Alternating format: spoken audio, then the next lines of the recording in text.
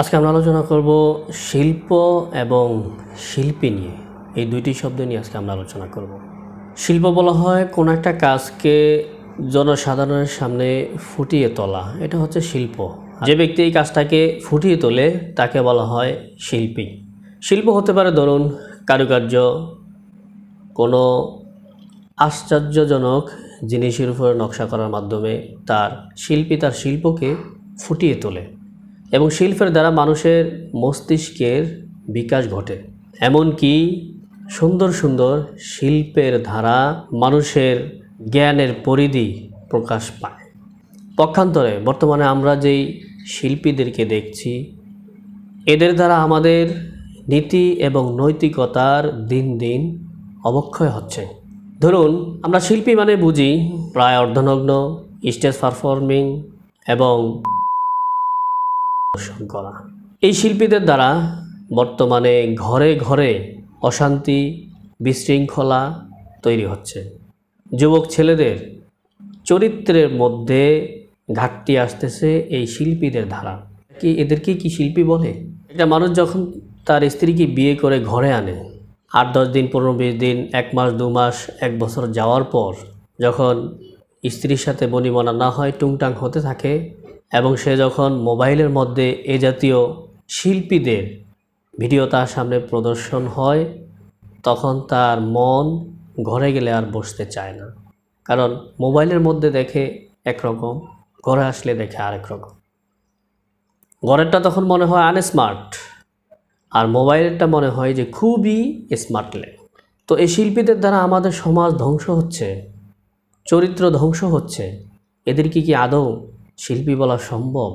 আর বর্তমানে আমরা দেখেছি তথাকথিত জুয়া খেলার নামে আমাদের তথাকথিত শিল্পীদেরকে প্রদর্শিত করা হচ্ছে, আর এমনভাবে প্রদর্শিত করা হচ্ছে যেটা আর বলার অপেক্ষা রাখে না।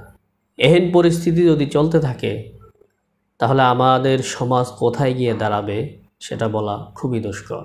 এ জাতীয় নারীরা তাদের আত্মমর্যাদা বুঝতে পারেনি। বোন, আপনার দাম কত? আপনি কি চিন্তা করেছেন? আপনি সামান্য 2 টাকার শ্যাম্পুর মধ্যে প্রদর্শিত হচ্ছেন, আপনি সামান্য 1 টাকার পণ্যের মধ্যে প্রদর্শিত হচ্ছেন। সেখানে আপনার মানিজ্য, সম্মান, আত্মমর্যাদা কোথায় গিয়ে ঠেকেছে আপনি কি একবারও চিন্তা করেছেন? আপনাকে পণ্যে পরিণত করা হয়েছে, আপনি কি বুঝতে পেরেছেন? বুঝতে পারেন। আপনাকে অ্যাডভার্টাইজের মাধ্যমে প্রদর্শিত করা হচ্ছে, আপনার দিকে আকর্ষিত করা হচ্ছে। আপনি কি অনুধাবন করতে পেরেছেন?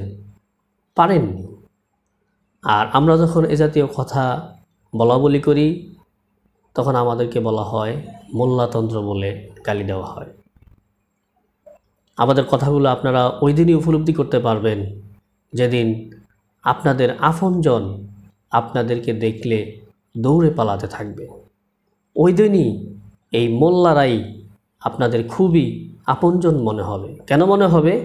যে আমরা যে কথাগুলো বলেছিলাম সেগুলো যদি আপনারা পালন করতেন, আর আপনারা যদি আপনাদেরকে প্রদর্শিত করা থেকে বিরত থাকতেন, তাহলে আপনাদের কতই না ভালো হতো। হে প্রিয় বোন, ওই দিন আসার আগে আগেই আপনি এ জাতীয় কর্মকাণ্ড থেকে নিজেকে সম্পূর্ণরূপে গুটিয়ে ফেলুন।